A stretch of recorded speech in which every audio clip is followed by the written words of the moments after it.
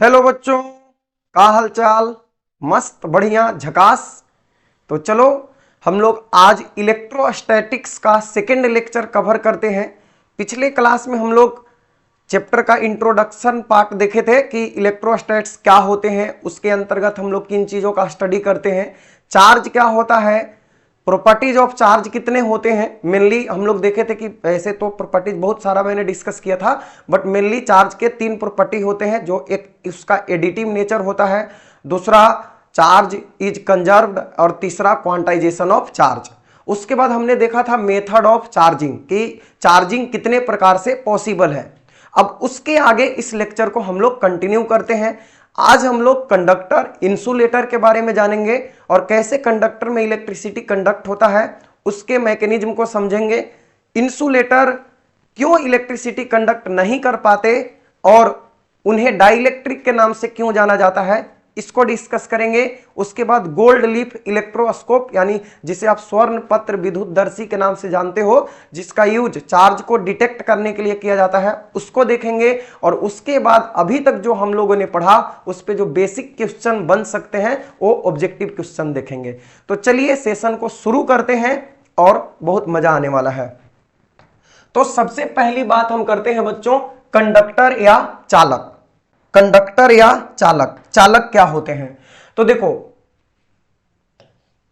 वैसे पदार्थ जिनमें बहुत सारे मुक्त इलेक्ट्रॉन उपस्थित होते हैं, वैसे सब्सटेंस जिनमें ढेर सारे फ्री इलेक्ट्रॉन मौजूद होते हैं, उसे हम लोग कंडक्टर कहते हैं। तो इसको हम बोल सकते हैं कि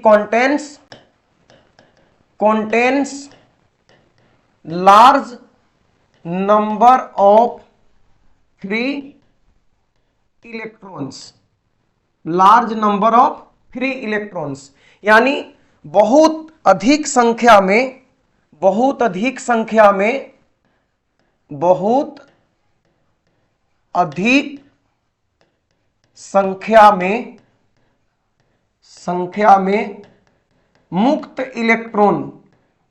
मुक्त इलेक्ट्रॉन पाए जाते हैं। ठीक है, वैसे पदार्थ जिनमें बहुत अधिक संख्या में मुक्त इलेक्ट्रॉन पाए जाते हैं और इन मुक्त इलेक्ट्रॉनों के कारण कंडक्ट हीट एंड इलेक्ट्रिसिटी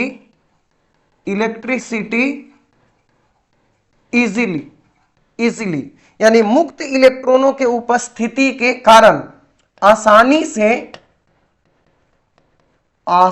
से ऊष्मा एवं विद्युत का चालन करता है।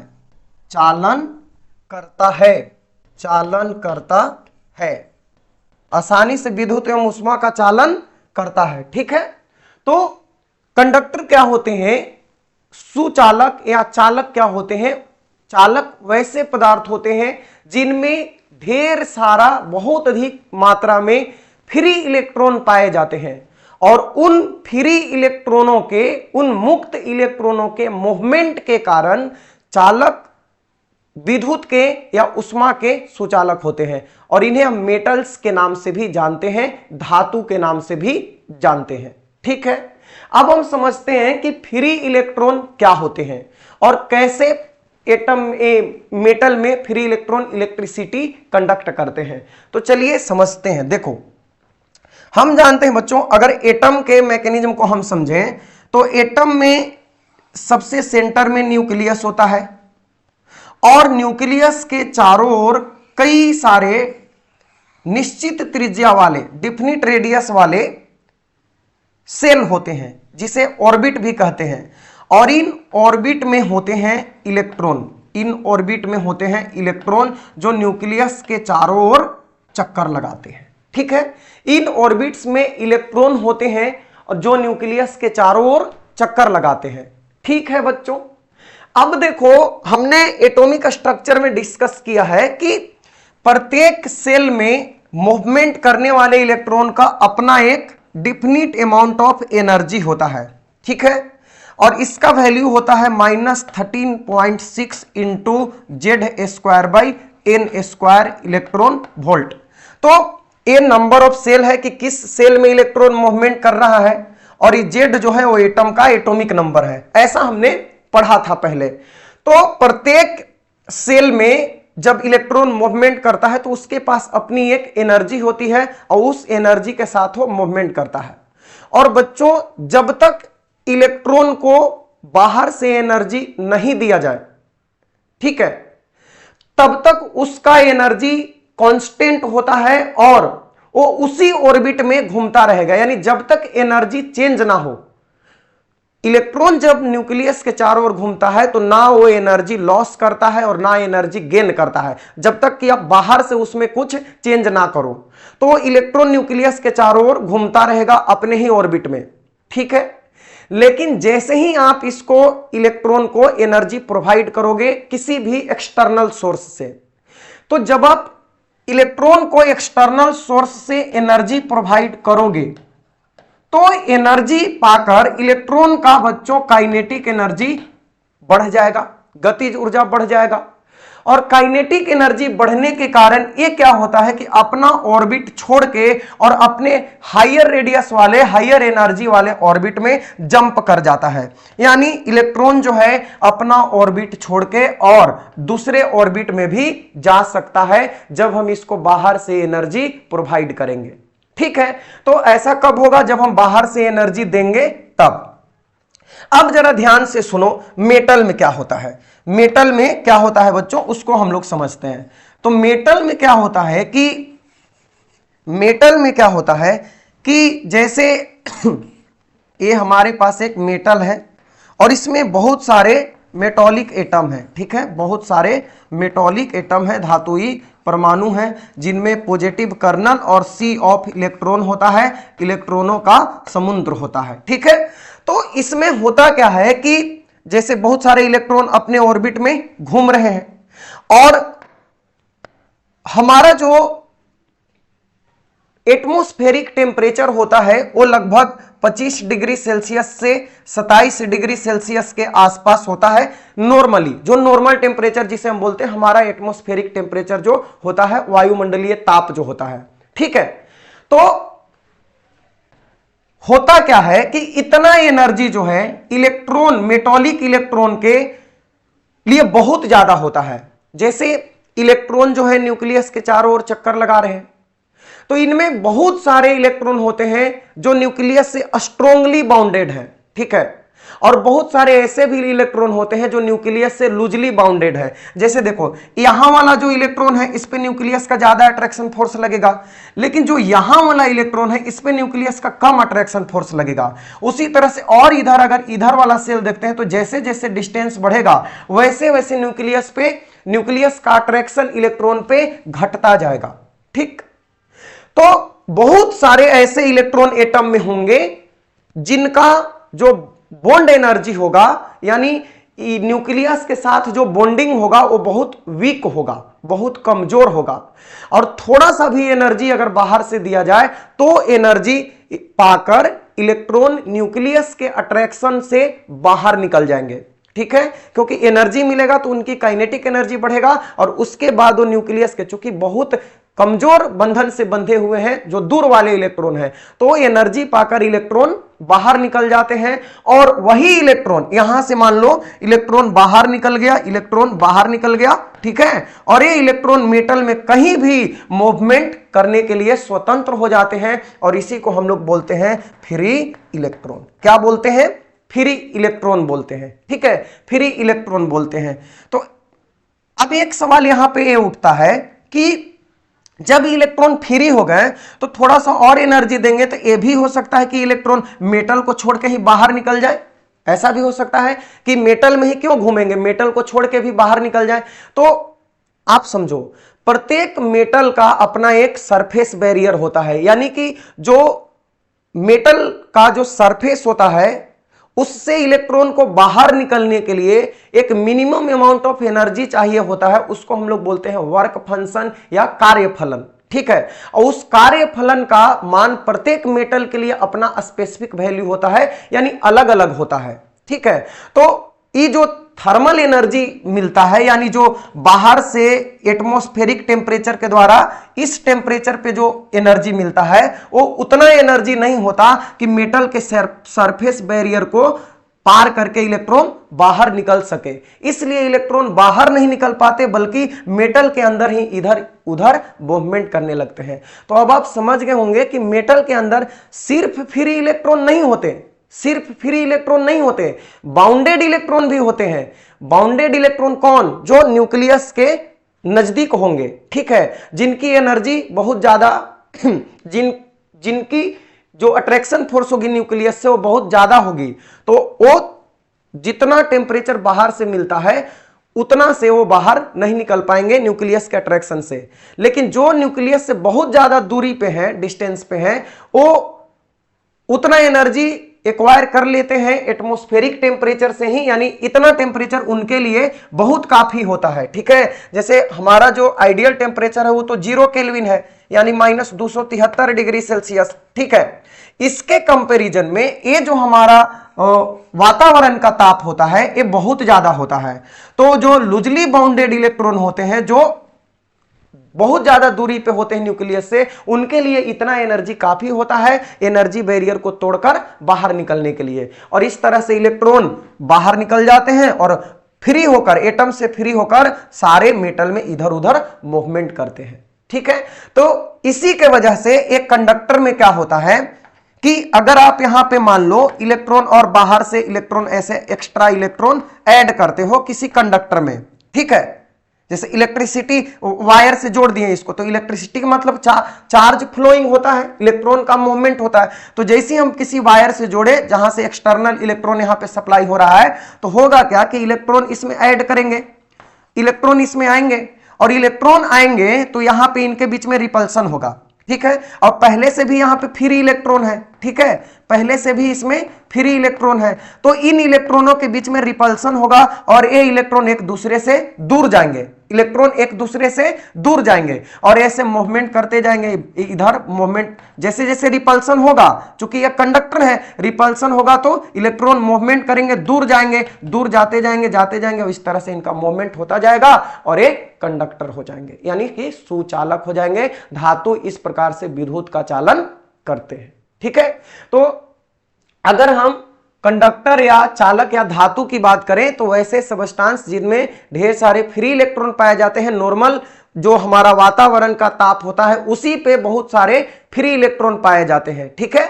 और वे फ्री इलेक्ट्रॉन मूवमेंट करते हैं, इसके वजह से उसमें विद्युत धारा का प्रवाह आसानी से होता है। तो ये बात हो गया किसका? चालक का।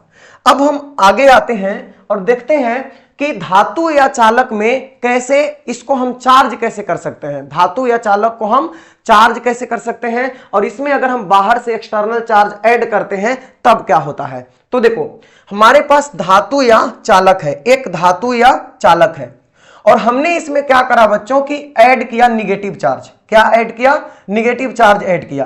तो जब आप इसमें निगेटिव चार्ज ऐड करोगे तो इन निगेटिव चार्ज के बीच में फिर से क्या होगा? रिपल्सन होगा, ठीक है, रिपल्सन होगा। चारों तरफ से इलेक्ट्रॉन इलेक्ट्रॉन ढेर सारे इलेक्ट्रॉन या ढेर सारे निगेटिव चार्ज हमने इसमें ऐड किया धातु या चालक में। तो बाहर से अभी क्या था? ये न्यूट्रल था, न्यूट्रल, मेटल, मेटल या कंडक्टर है, मेटल या कंडक्टर, ठीक है। और ये अभी न्यूट्रल है, न्यूट्रल है, उदासीन, ठीक, उदासीन। और इसमें हमने बाहर से एक्सटर्नली ऐड किया निगेटिव चार्ज, कहीं से हमने ऐड किया। तो निगेटिव चार्ज चलो हमने यहां पे ऐड कर दिया। अब इन निगेटिव चार्ज के बीच में क्या होगा? रिपल्सन होगा, ठीक है, चारों तरफ से इनमें रिपल्सन होगा। और रिपल्सन के कारण ये जो निगेटिव चार्ज है एक दूसरे से दूर जाएंगे और ये कोशिश करेंगे कि जितना दूर जाया जा सके उतना दूर जाएंगे। और इसके वजह से ये चार्ज जो है, ये चार्ज जो है, सारे चार्ज ये इसके सरफेस पे आ जाएंगे। कहां पे आ जाएंगे? जितना दूरी हो सकता है उतना दूरी ये एक्वायर करने का प्रयास करेंगे और सबसे मैक्सिमम डिस्टेंस तो कहां पे होगा? सरफेस पे ही होगा। इसलिए सारा चार्ज जो है वो मेटल के सरफेस पे चला आएगा, सारा चार्ज मेटल के सरफेस पे चला आएगा। तो इस तरीके से किसी भी आप कंडक्टर को, चालक को या किसी धातु को चार्ज देते हो, एक्सटर्नल चार्ज यानी बाहरी से आवेश देते हो, तो सारे आवेश उसके सरफेस पे चले जाते हैं। ठीक है, इसको अगर एक दूसरे तरीके से हम देखें तो ये आप पहले स्क्रीनशॉट कर सकते हो, उसके बाद हम दूसरा तरीका एक बताते हैं। अब अगर मान लो सेकेंड तरीके से हम इसको देख लेते हैं कि अगर हमने क्या करा कि यहां पे ऐड किया पॉजिटिव चार्ज, क्या ऐड किया, पॉजिटिव चार्ज ऐड किया, तो जब हमने यहां पे पॉजिटिव चार्ज ऐड किया, सारे पॉजिटिव चार्ज, तो उसमें भी वही होगा। अब हमने क्या करा, सारे पॉजिटिव चार्ज ऐड किया, तो फिर से इन पॉजिटिव चार्ज के बीच में भी रिपल्सन होगा, सारे पॉजिटिव चार्ज हैं तो इनके बीच में भी रिपल्सन होगा, और इस रिपल्सन के कारण यानी विकर्षण के कारण ये पॉजिटिव चार्ज भी एक दूसरे से दूर जाने का प्रयास करेंगे और ये भी मैक्सिमम दूरी पे जाएंगे। मैक्सिमम दूरी क्या होगा, उसका सरफेस पर ही होगा। तो इस तरह से पॉजिटिव चार्ज भी अगर किसी आप मेटल में ऐड करते हो तो वो भी उसके सरफेस पे चला जाएगा। ठीक है, एक दूसरे तरीके से भी इस कंडीशन को हम समझ सकते हैं। कैसे, देखिए, अगर आपने इसमें पॉजिटिव चार्ज ऐड करा, अगर आपने इसमें पॉजिटिव चार्ज ऐड करा, तो जब पॉजिटिव चार्ज हम ऐड करेंगे बच्चों, तो ये पॉजिटिव चार्ज क्या करेगा, बाहर में जो फ्री इलेक्ट्रॉन है, समझना, तीसरा केस हम डिस्कस कर रहे हैं, यानी इस केस को और दूसरे तरीके से कैसे बताया जा सकता है। तो ये पॉजिटिव चार्ज क्या करेगा कि यहां पे जो फ्री इलेक्ट्रॉन है, यहां पे जो सरफेस इस वाले एरिया में, चूंकि हमने चार्ज यहां पे ऐड किया है, तो यहां पे जो इलेक्ट्रॉन है, इस तरफ जो इलेक्ट्रॉन है, फ्री इलेक्ट्रॉन, ये अब इधर अट्रैक्ट होंगे। चूंकि हमने बीच में पॉजिटिव चार्ज ऐड कर दिया, तो जब पॉजिटिव चार्ज ऐड किया तो बाहर वाले जो इलेक्ट्रॉन होंगे उस सेंटर की ओर अट्रैक्ट होंगे, और जब सेंटर की ओर अट्रैक्ट होंगे तो सबसे पहले तो इसको न्यूट्रलाइज करेंगे, ये माइनस और ये प्लस तो जाएगा, और सबसे पहले इसको क्या करेगा, उदासीन करेगा। ये सारे क्या हो जाएंगे, उदासीन हो जाएंगे। ठीक है, ये सारे के सारे क्या हो जाएंगे, उदासीन हो जाएंगे। ठीक है, और जब सारे उदासीन हो जाएंगे और बाहर वाले इलेक्ट्रॉन अंदर चले गए, बाहर वाले इलेक्ट्रॉन पॉजिटिव चार्ज को उदासीन करने के लिए अंदर चले गए, तो इसके वजह से यहां पे इलेक्ट्रॉन की डिफिशियंसी क्रिएट होगा, बाहर वाले क्षेत्र में इलेक्ट्रॉन की कमी होगा, क्योंकि बाहर वाले सारे इलेक्ट्रॉन जो सरफेस पर थे या फिर जहां पे हमने चार्ज ऐड किया उसके अगल बगल वाले इलेक्ट्रॉन उस चार्ज को, पॉजिटिव चार्ज को न्यूट्रलाइज करने के लिए, उदासीन करने के लिए सेंटर में चले गए, और इसलिए बाहर वाले क्षेत्र पे, बाहर वाले एरिया पे इलेक्ट्रॉन की डिफिशियंसी हो जाएगी, इलेक्ट्रॉन की कमी, और फिर से इस वाले रीजन में पॉजिटिव चार्ज उत्पन्न हो जाएगा। ठीक है, तो इस तरीके से हम देख सकते हैं कि कंडक्टर में किसी भी तरीके का आप चार्ज दो, पॉजिटिव चार्ज दो, नेगेटिव चार्ज दो, वो चार्ज उसके सरफेस पर ही आएगा। ठीक है, तो ये पहला चीज हम लोगों ने डिस्कस किया कंडक्टर के बारे में। अब आते हैं आगे, charging by conduction of metal. देखो, अब मेटल को चार्ज कैसे करेंगे, तो charging by conduction of metal, किसी भी मेटल को आप कंडक्शन के द्वारा, चालन विधि के द्वारा, चालन विधि के द्वारा धातु का आवेशन। ठीक है, चालन विधि के द्वारा धातु का आवेशन। तो देखो, हमारे पास एक पॉजिटिव चार्ज्ड मेटल स्फीयर है धातु, ये धनावेशित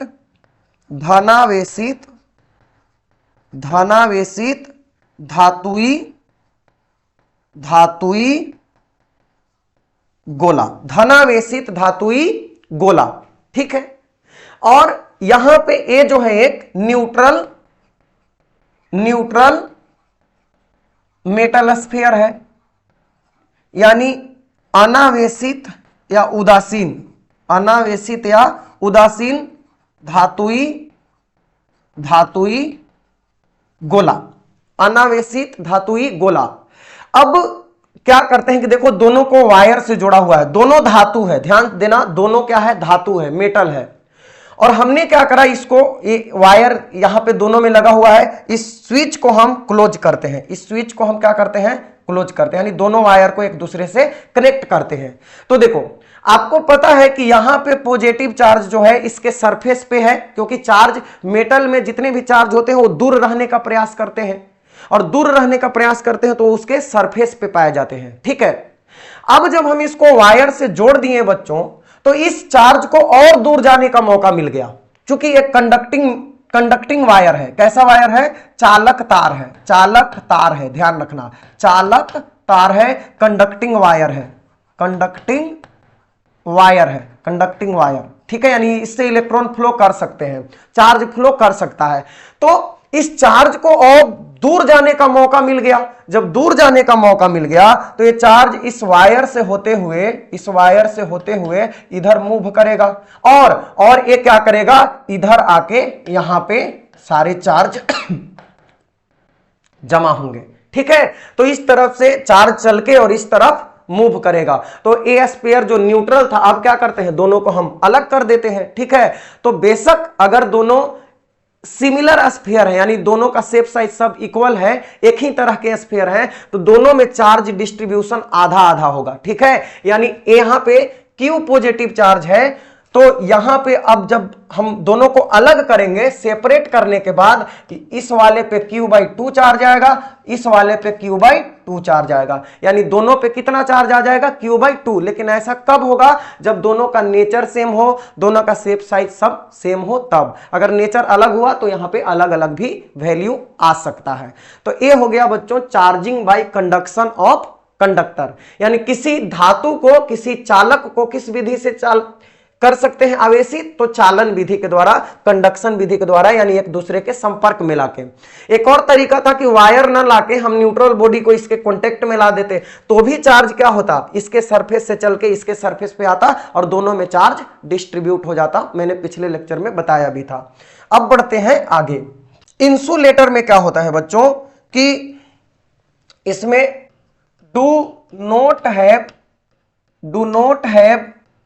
free electron, do not have free electron, यानी मुक्त इलेक्ट्रॉन नहीं पाए जाते हैं, मुक्त इलेक्ट्रॉन नहीं पाए जाते हैं। इंसुलेटर क्या होते हैं? कुचालक क्या होते हैं? या अधातु क्या होते हैं? वैसे पदार्थ, वैसे सबस्टांस जिसमें मुक्त इलेक्ट्रॉन, फ्री इलेक्ट्रॉन नहीं पाए जाते हैं। ठीक है, और डू नॉट कंडक्ट इलेक्ट्रिसिटी। अब भाई जिसके पास फ्री इलेक्ट्रॉन है ही नहीं तो मूवमेंट नहीं करेगा, और मूवमेंट, जब तक चार्ज मूवमेंट नहीं करेगा तब तक विद्युत धारा का प्रवाह नहीं होगा। तो डू नॉट कंडक्ट इलेक्ट्रिसिटी, यानी कि विद्युत का चालन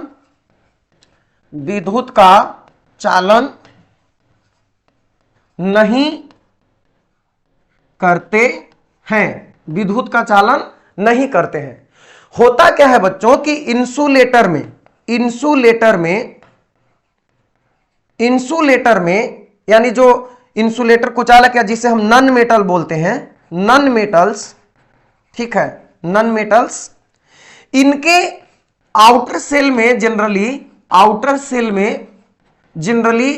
5, 6 या 7 इलेक्ट्रॉन होते हैं। ठीक है, 5, 6 या 7 इलेक्ट्रॉन होते हैं।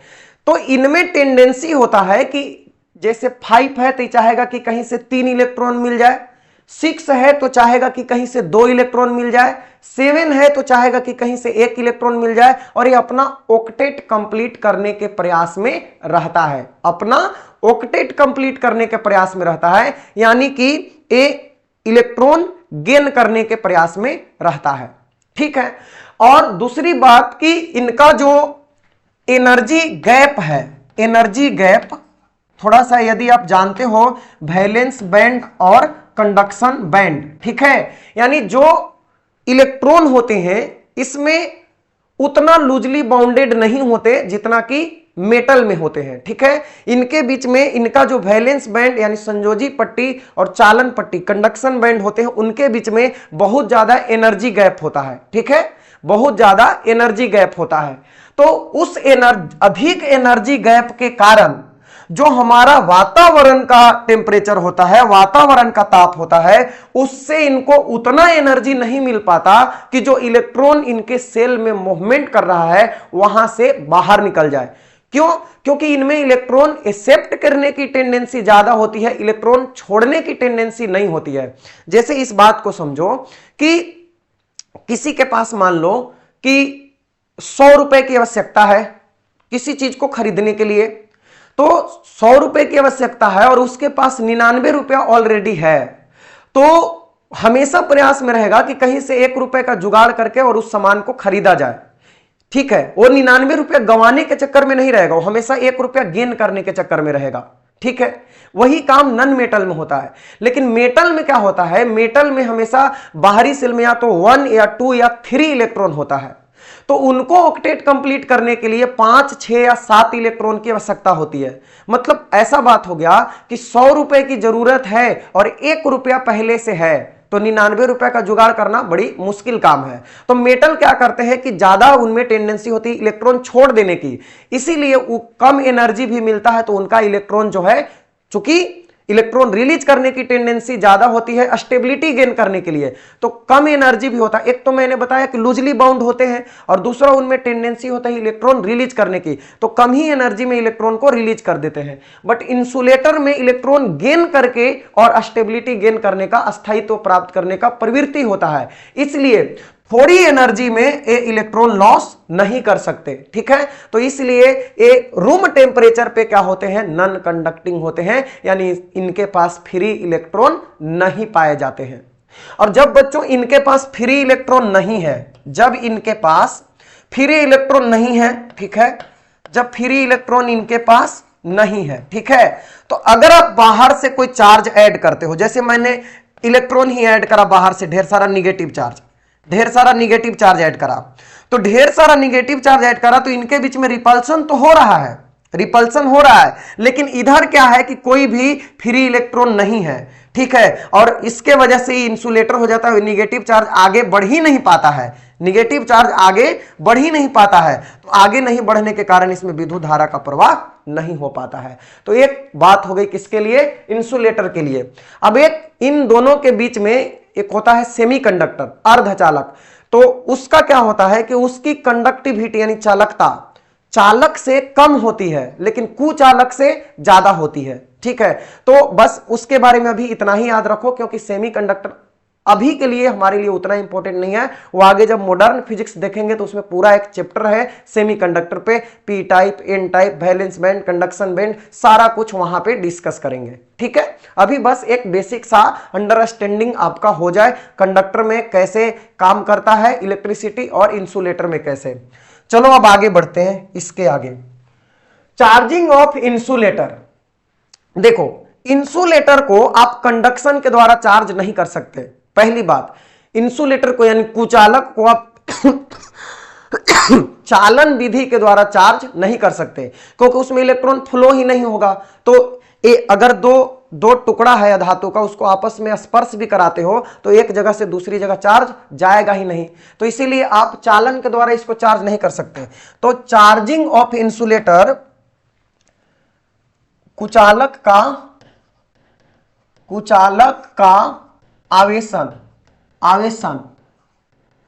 तो कुचालक का आवेशन जो होगा वो मेनली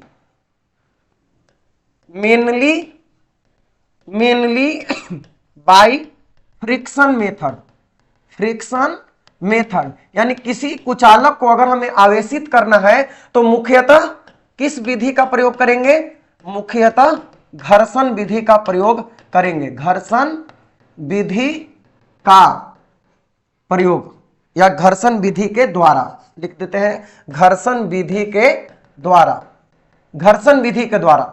अब इसके द्वारा जो विद्युत उत्पन्न होगा उसको हम बोलते हैं घर्षण विद्युत। क्या बोलते हैं बच्चों, घर्षण विद्युत बोलते हैं, घर्षण विद्युत यानी फ्रिक्शन इलेक्ट्रिसिटी बोलते हैं, फ्रिक्शन इलेक्ट्रिसिटी। अब जैसे मैंने पिछले क्लास में आपको बताया था कि अपने पास मान लो एक ग्लास रड है, ठीक है, ग्लास रड है और एक है हमारे पास सिल्क सिल्क है, रेशम का टुकड़ा है, ठीक है।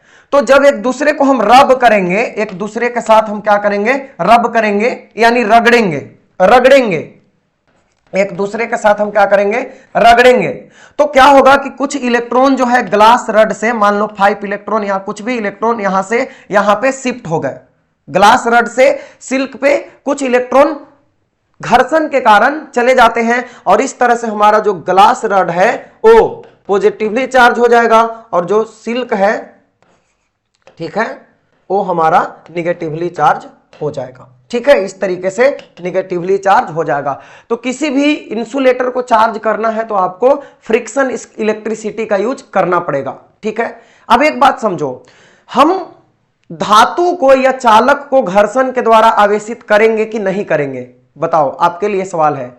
आप एक धातु को, मेटल को, या फिर एक चालक को फ्रिक्शन के द्वारा, घर्षण के द्वारा चार्ज कर सकते हो कि नहीं?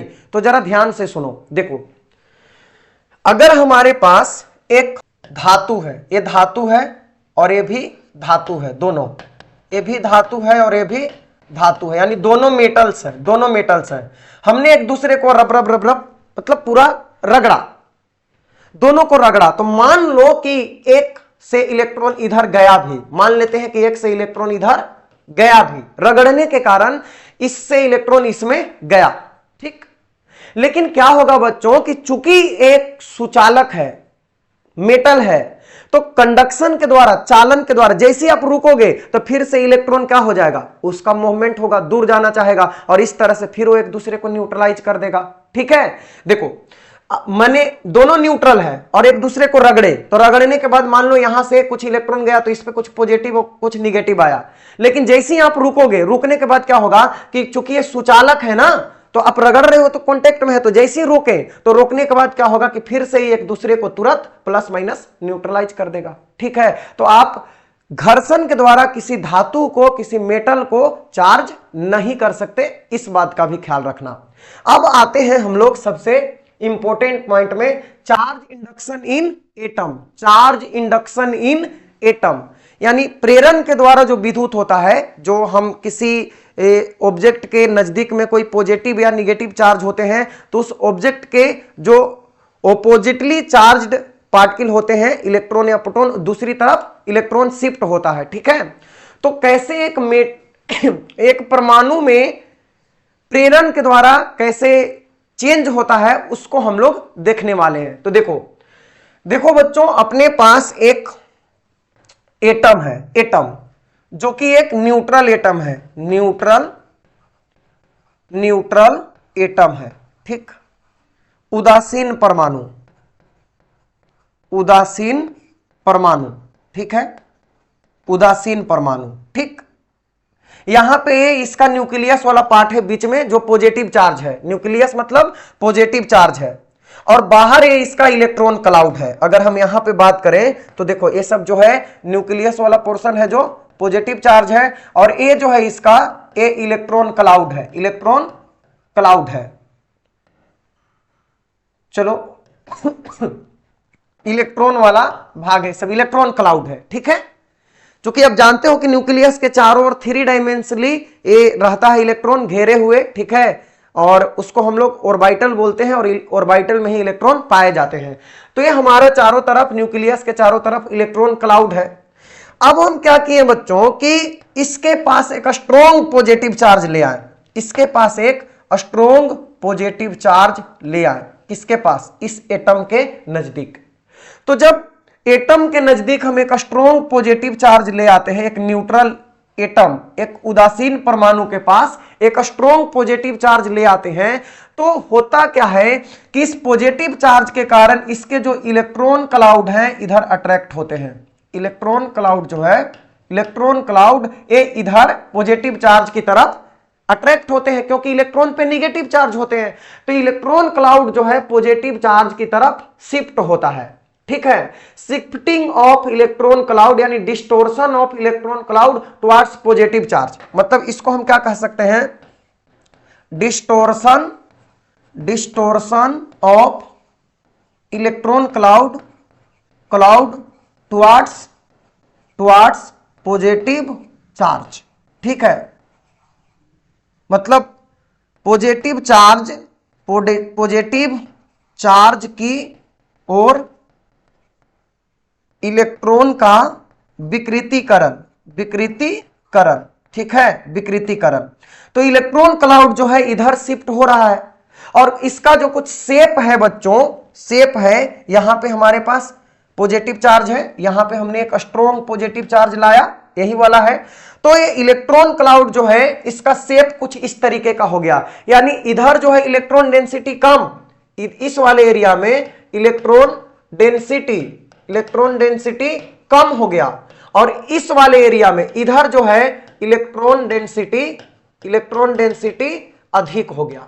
ठीक है, इलेक्ट्रॉन डेंसिटी अधिक हो गया। ठीक, और इसके वजह से इसमें क्या हो गया कि इस तरफ वाले साइड में थोड़ा पॉजिटिव चार्ज इंड्यूस हो गया।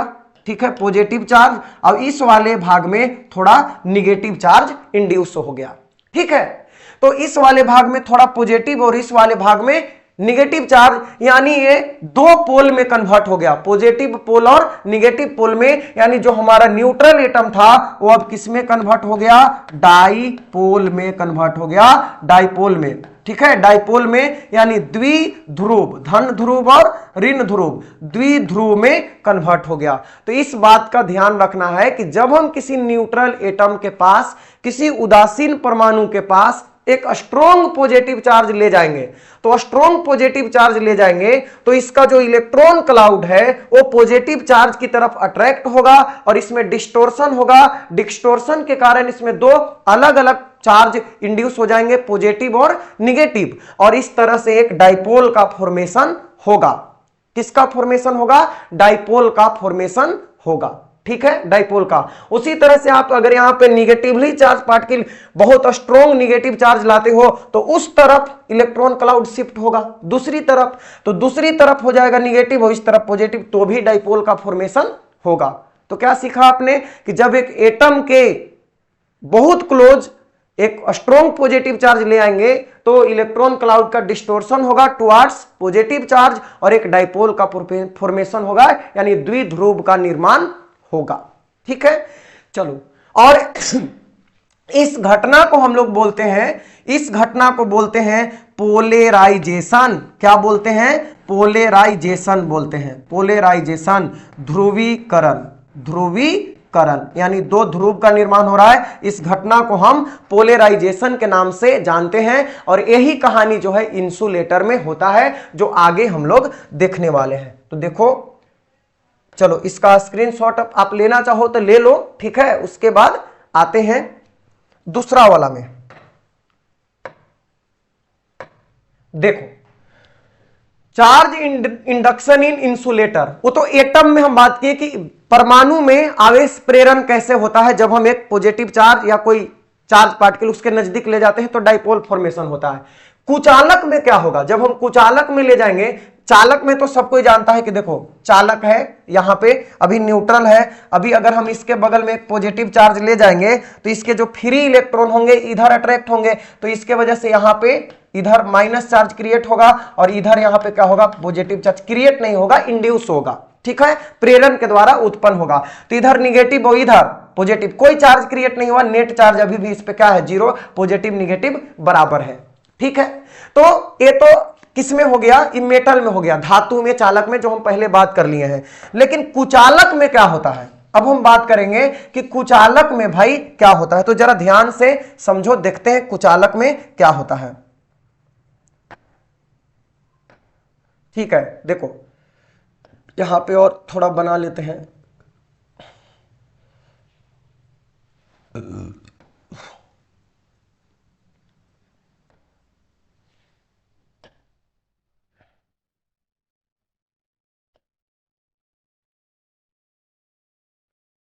इस तरीके से, चलो फिर उसके बाद यहां पे है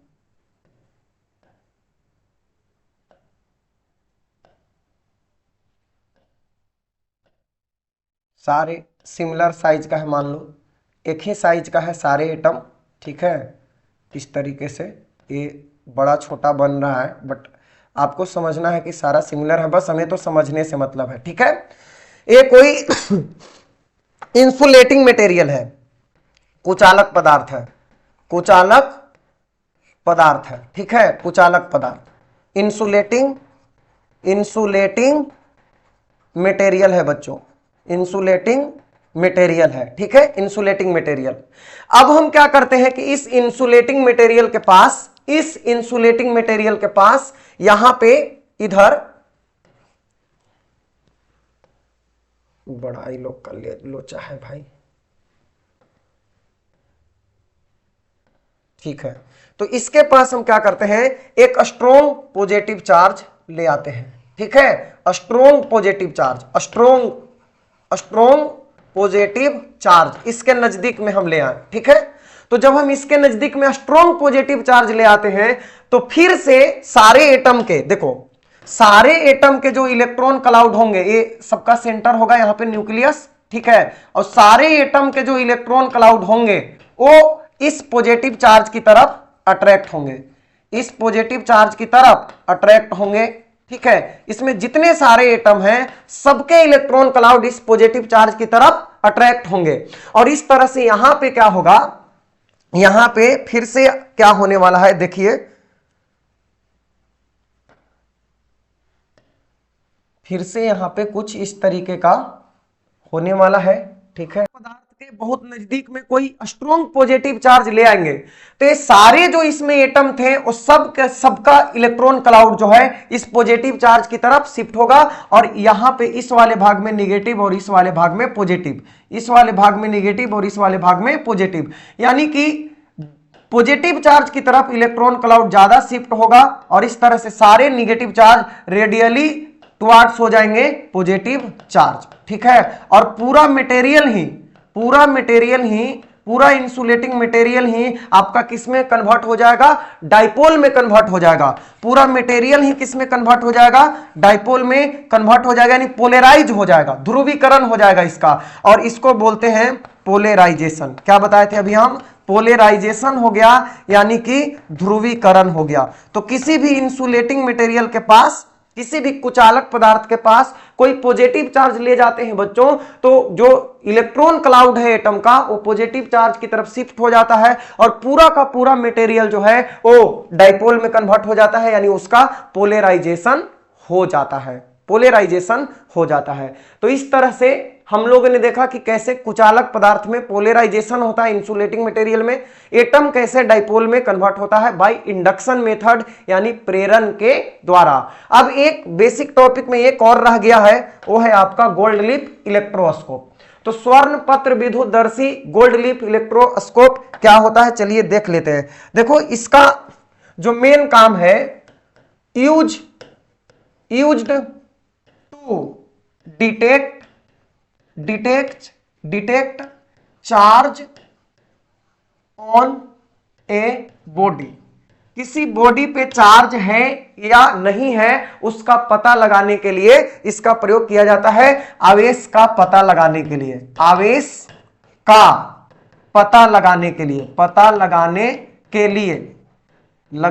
के लिए कि वस्तु आवेशित है या नहीं है, पता लगाने के लिए वस्तु आवेशित है या नहीं है, उसके लिए इसका प्रयोग किया जाता है, ठीक है। अब इससे कैसे पता चलता है कि किसी ऑब्जेक्ट पे चार्ज है या नहीं है, तो जरा ध्यान से सुनना। देखो भाई, अगर हम देखो यहां पे पहले समझ लेते कि इसमें है क्या क्या चीज। ये हमारा एक ग्लास जार है, ग्लास जार यानी कांच का जार है, कांच का जार है जो कि पारदर्शी है, ट्रांसपेरेंट है, देख सकते हैं एक तरफ से दूसरी तरफ। ये जो है ये हमारे पास है मेटल रड, ठीक है, धातु की छड़, ठीक है। और ये जो है ये है हमारा मेटल स्फीयर, इसको हम लोग बोलते हैं मेटल स्फीयर, हमने यहां पे लगाया है, ठीक है, मेटल स्फीयर यानी धातुई गोला है, समझ ही रहे हो, इतना तो अंग्रेजी आता है आप लोग को, धातुई गोला है मेटल स्फीयर, ठीक है। और यहां पे हमने सबसे मेन चीज लगाया है गोल्ड लीफ यानी स्वर्ण पत्तियां, पत्तियां यानी फॉइल है, गोल्ड फॉइल है, बहुत पतला पतला छोटे छोटे सोने के पत्थर लगे हुए हैं दो नीचे। अब बच्चों क्या होता है कि अगर हम यहां पे एक पॉजिटिवली चार्ज बॉडी लाते हैं, ठीक है, एक ऐसा बॉडी लाते हैं जिसपे पॉजिटिव चार्ज है, पॉजिटिव चार्ज है, ठीक है, पॉजिटिव चार्ज है, तो होता क्या है कि ई बॉडी, ध्यान से जरा समझना अब कि चूंकि यहां पे इसके नजदीक हम स्फीयर के नजदीक एक पॉजिटिव चार्ज बॉडी लाएंगे, धनावेशित वस्तु, तो ये क्या करेगा कि इसके प्रभाव से इंडक्शन के कारण, हमने अभी सटाया नहीं है, दूर रखा है, तो इंडक्शन के कारण यानी प्रेरण के कारण इस मेटल रड के और इस इधर से गोल्ड फॉइल के, यानी नीचे से लेकर ऊपर तक सब गोल्ड फॉइल के और मेटल रड के जितने भी फ्री इलेक्ट्रॉन होंगे वो फ्री इलेक्ट्रॉन इंडक्शन के कारण यहां पे जमा होंगे, ठीक है। सारे इलेक्ट्रॉन किधर शिफ्ट होंगे, फ्री इलेक्ट्रॉन ऊपर शिफ्ट होंगे, यहां पॉजिटिव चार्ज है तो सारे इलेक्ट्रॉन ऊपर शिफ्ट होंगे। जब सारे इलेक्ट्रॉन ऊपर शिफ्ट होंगे तो यहां पे इलेक्ट्रॉन की डिफिशियंसी हो जाएगी, और यहां पे जब इलेक्ट्रॉन की डिफिशियंसी होगी, यहां पे क्या होगी, इलेक्ट्रॉन डिफिशियंसी, डिफिशियंसी होगी, इलेक्ट्रॉन डिफिशियंसी होगी, यानी इलेक्ट्रॉन की कमी होगी, क्योंकि इलेक्ट्रॉन कहां चले गए, इलेक्ट्रॉन ऊपर चले गए, ठीक है, पॉजिटिव चार्ज के इंडक्शन के कारण, तो इलेक्ट्रॉन ऊपर चले गए। तो अब जो यहां पे है इस पे भी थोड़ा थोड़ा पॉजिटिव चार्ज इंड्यूस होगा और इस वाले पे भी थोड़ा थोड़ा पॉजिटिव चार्ज इंड्यूस होगा, और ये दोनों पे जब पॉजिटिव चार्ज इंड्यूस होगा तो आप देखोगे कि ये जो रिपल्सन के कारण ये जो फॉइल था इसका डिस्टेंस एक दूसरे से बढ़ रहा है, यानी एक दूसरे से रिपेल हो रहे हैं, इसलिए ये क्या हो गए, एक दूसरे से दूर चले गए, ऐसा आपको दिखाई देगा जब आप यहां पे कोई पॉजिटिव चार्ज ले आते हो तब, ठीक है। तो इस तरीके से पता चल गया कि जो गोल्ड लीफ है इस पे आवेश है, चार्ज आ गया, किसके वजह से, इंडक्शन के कारण। तो इस तरीके से आप गोल्ड लीफ इलेक्ट्रोस्कोप का यूज करते हो। अगर हम यहां पे पॉजिटिव चार्ज न ले आके, सवाल उठता है कि चलिए पॉजिटिव चार्ज नहीं लाएं, हम यहां पे निगेटिव चार्ज ले आए, ठीक है, निगेटिव चार्ज ले आए, ठीक, निगेटिव चार्ज ले आए, तो अब क्या होगा कि निगेटिव चार्ज जो इस स्फीयर के जो फ्री इलेक्ट्रॉन है, यहां पे जो फ्री इलेक्ट्रॉन है, ई इस पे माइनस है, तो इसके जो फ्री इलेक्ट्रॉन है, मुक्त इलेक्ट्रॉन, उस पे भी माइनस होंगे, और वो इलेक्ट्रॉन जो है अब इधर ना जाके ऊपर से नीचे शिफ्ट होना शुरू हो जाएगा, ऊपर से नीचे शिफ्ट होगा, ठीक है, ऊपर से नीचे शिफ्ट होगा, और ठीक है, तो इलेक्ट्रॉन इंडक्शन के कारण रिपल्सन होगा दोनों में, यहां पे जो फ्री इलेक्ट्रॉन है और ये जो बॉडी का फ्री इलेक्ट्रॉन है इनके बीच में रिपल्सन होगा, और रिपल्सन के कारण इलेक्ट्रॉन नीचे शिफ्ट होंगे, और ये इलेक्ट्रॉन आके यहाँ पे निगेटिवली चार्ज इलेक्ट्रॉन यहाँ पे आएंगे, ठीक है, और दोनों पे निगेटिव चार्ज इंड्यूस होगा। तो जब दोनों पे निगेटिव चार्ज इंड्यूस होगा तो यहाँ पे आपका पॉजिटिव चार्ज इंड्यूस होगा, यहाँ पे इलेक्ट्रॉन की डिफिशियंसी होगी, तो इलेक्ट्रॉन की डिफिशियंसी यानी कमी के कारण सारे इलेक्ट्रॉन नीचे शिफ्ट हो गए, यहाँ पे पॉजिटिव चार्ज और ये गोल्ड फॉइल पे निगेटिव चार्ज, और अगेन यहाँ पे दोनों पे निगेटिव चार्ज है, तो फिर से क्या होगा, रिपल्सन ही होगा, फिर से क्या होगा, रिपल्सन ही होगा, और इन पे निगेटिव चार्ज है, और निगेटिव चार्ज के कारण एक जो गोल्ड फॉइल है एक दूसरे से हटता हुआ, दूर जाता हुआ दिखाई देगा। तो अब पॉजिटिव चार्ज भी लाते हो तो भी रिपल्सन ही होगा, निगेटिव चार्ज भी ले आते हो तो भी रिपल्सन ही होगा, यानी आप नेचर ऑफ चार्ज यहां से पता नहीं कर सकते कि किस प्रकार का चार्ज यहां पे आपने इंड्यूस किया, बस इसी से पता लगा सकते हैं कि हम निगेटिव लाए हैं तो फ्री इलेक्ट्रॉन यहां पे मूव किया है, तो यहां पे गोल्ड फॉइल पे निगेटिव होगा, ठीक है, और अगर पॉजिटिव चार्ज लाए हो तो फ्री इलेक्ट्रॉन ऊपर शिफ्ट होंगे, तो यहां पे पॉजिटिव चार्ज इंड्यूस होगा। तो ये था बच्चों गोल्ड लीफ इलेक्ट्रोस्कोप, जिसका यूज हम लोग डिटेक्ट करने के लिए, चार्ज को यानी आवेश का पता लगाने के लिए यूज करते हैं, ठीक है। तो ये था हमारा आज का थ्योरेटिकल लेक्चर। क्या क्या पढ़ा हम लोगों ने, एक बार चलो सुन लेते हैं। मेटल क्या होते हैं, धातु क्या होते हैं जिनमें ढेर सारे फ्री इलेक्ट्रॉन पाए जाते हैं और वो आसानी से विद्युत का चालन करते हैं, ठीक है। उनके पास जो इलेक्ट्रॉन होते हैं, बहुत सारे ऐसे इलेक्ट्रॉन होते हैं जो रूम टेम्परेचर पे ही उसके पास इतना एनर्जी होता है कि न्यूक्लियस के अट्रैक्शन से बाहर होते हैं और पूरे मेटल में घूमते हैं, मूवमेंट करते हैं। नन मेटल या इंसुलेटर क्या होते हैं, जिनके पास फ्री इलेक्ट्रॉन नहीं होता है और वो पूरे मटेरियल में घूम नहीं सकते, इसीलिए वहां पे वो इंसुलेटिंग हो जाता है, कुचालक हो जाता है।